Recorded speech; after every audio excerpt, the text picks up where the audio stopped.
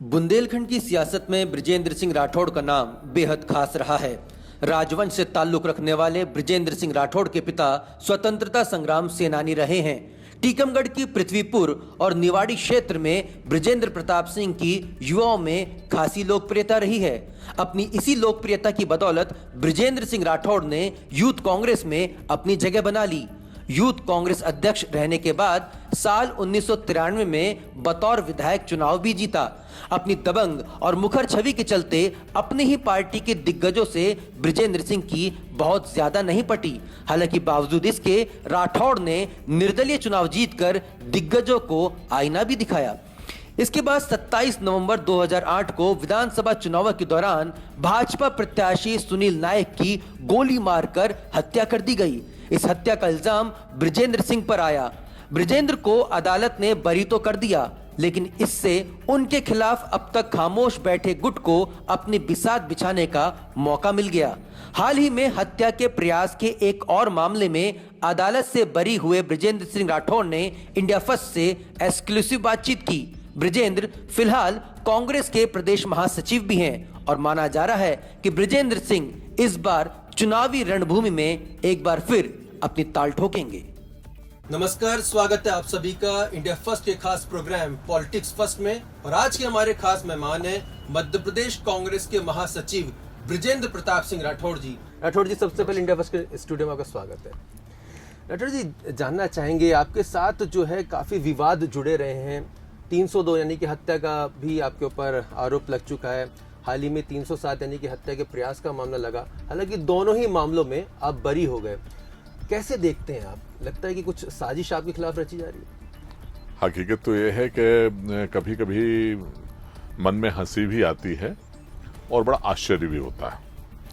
अगर आप जनमानस के बीच में जाके उनकी दिल से सेवा करना चाहते हैं, उनके बीच में आप काम करते हैं और उस आवाज को रोकने के लिए जब जो है तमाम तरीके की साजिशें होती हैं और इस स्तर तक लोग नीचे गिर के जो है साजिश रच सकते हैं, तो इसके ऊपर उनके ऊपर बड़ी दया आती है। लेकिन अचानक ऐसा क्या हो जाता है कि सारे ताकत जो है सरकार इस पे खर्च करती है कि एक सज्जन आदमी को कैसे जो है वो बाहुबली दर्शा दिया जाए, उसके ऊपर एक कोशिश होने लगती है। उसका परिणाम आपके सामने आया। जो भी मुकदमेबाजी हुई, न केवल हमारे ऊपर, हमारे पूरे परिवार के ऊपर, वो आप सबको पता है। और लोगों की लाखों लोगों की दुआएं थीं, जिनकी वजह से परमात्मा की कृपा थी और सारा आज दूध का दूध और पानी का पानी हो गया। आज सच आपके सामने है। लेकिन मैं इतना जरूर कहना चाहता हूं कि मेरे साथ जो अन्याय हुआ है, भगवान दूसरे के साथ न करे। आपकी छवि जो है बहुत ही मुखर रही है, स्पष्ट वक्ता रहे हैं। कहीं ना कहीं इसकी वजह से आपकी पार्टी से भी कभी कभी आपकी जो है, कभी आपका टिकट कट जाना, फिर आपका निर्दलीय चुनाव लड़ना। काम करने वाले का विरोध होगा स्वाभाविक रूप से। कभी कभी अंदर से भी चुनौतियां आती हैं और मेरा ये स्वभाव रहा है कि जो भी बात होती है मैं स्पष्ट तरीके से बोलता हूं। मैं चाटुकारिता की राजनीति नहीं करता। और आज एक समय ऐसा आ गया कि लोग चाटुकारिता ही पसंद करते हैं और मेरा ये प्रण है कि मैं चाटुकारिता नहीं करूंगा। उसके परिणाम अच्छे हों बुरे हों, टिकट कटे टिकट नहीं कटे, पार्टी के अंदर हो या पार्टी के बाहर हो, उसकी मैं परवाह नहीं करता। मैं केवल जनता के लिए समर्पित होकर उनके तहे दिल से समाज सेवा का काम करता हूँ। चलिए, मौजूदा वक्त की बात करेंगे। कांग्रेस में अभी तक लीडरशिप चेहरा जो है वो डिसाइड नहीं कर पा रही है। ज्योतिरादित्य सिंधिया और कमलनाथ के बीच जो है गेंद जो है उछल रही है। आपका क्या मानना है? किसे रिप्रेजेंट करना चाहिए, किसे चेहरा प्रोजेक्ट करना चाहिए? नहीं, मैं अगर व्यक्तिगत मेरी बात है तो मैं तो कहूंगा कोई अगर चेहरा भी देते हैं तो कोई बुराई नहीं जी, उसको प्रोजेक्ट कर देना चाहिए। हाँ, अगर करते हैं तो कोई दिक्कत नहीं है, कर देना चाहिए। और नहीं भी करते हैं तो सारे लोग एकजुट होकर अब की बार इस चुनाव को लड़ेंगे। इस स्थिति को आप क्या कहेंगे जब प्रदेश अध्यक्ष अरुण यादव हैं, नेता प्रतिपक्ष अजय सिंह है, लेकिन सीएम के जो चेहरे की जो प्रोजेक्शन की दौड़ में इन दोनों का नाम कहीं है ही नहीं।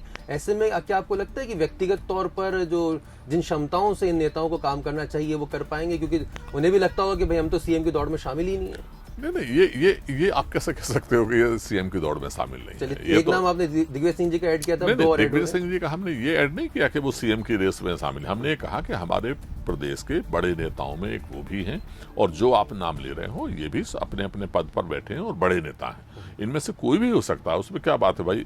विधायक चुने जाएंगे, सब चुनेंगे सबके, उसके बाद पार्टी हाईकमांड तय करेगा, सारे लोग बैठ के बात करेंगे और जो भी फिर पार्टी की लाइन होगी उस पर वो मुख्यमंत्री चुना जाएगा। उसमें कोई विवाद नहीं है कहीं भी। निवाड़ी की जनता और पृथ्वीपुर की जनता दोनों ही चाहते हैं कि आप वहां से चुनाव लड़ें। आपका व्यक्तिगत क्या मत है? ये सत्य है, आपने जो कहा है, आपकी जानकारी बड़ी मजबूत है। कहाँ से खोज खोज के आप लाते हो मैं तो समझ नहीं पा रहा हूँ, लेकिन ये मेरे लिए भी धर्म संकट है और बात भी सच है। मेरे लिए जैसे शरीर में दो आंखें हैं, निवाड़ी है, पृथ्वीपुर, ऐसे ही मेरे लिए जो है वो दो आंखों के समान दोनों विधानसभा के क्षेत्र हैं। मैं दोनों जगह अच्छे बुरे में लोगों के साथ भी रहता हूं। पार्टी जो भी निर्णय करेगी, जहां से भी मुझे लड़ाना चाहेगी, मैं वहां से लड़ने के लिए तैयार रहूंगा। लोगों की इच्छा है कि दोनों सीटें को लड़ो, लेकिन दोनों सीटें लड़ेंगे तो हमारे और भी साथी हैं, उनको भी लड़ाना है। इसलिए जहां से भी पार्टी तय करेगी वहां से मैं चुनाव लड़ने के लिए तैयार हूँ। बहुत बहुत शुक्रिया बृजेंद्र प्रताप सिंह राठौड़ जी, इंडिया फर्स्ट स्टूडियो में खास बातचीत करने के लिए। बेहद बेबाकी से बृजेंद्र सिंह जी अपनी बात रखते हैं और शायद इसी बेबाकी की वजह से उन्हें काफ़ी राजनीतिक विरोध का सामना भी करना पड़ता रहा है। निश्चित तौर पर आने वाले चुनावों में निवाड़ी या पृथ्वीपुर में से किसी एक विधानसभा में अगर दावेदारी सबसे प्रबल अगर किसी मानी जाएगी तो वो रहेगी बृजेंद्र प्रताप सिंह राठौड़ की। फिलहाल मुझे यानी आशुतोष को दीजिए इजाजत। आप देखते रहिए इंडिया फर्स्ट न्यूज़। नमस्कार।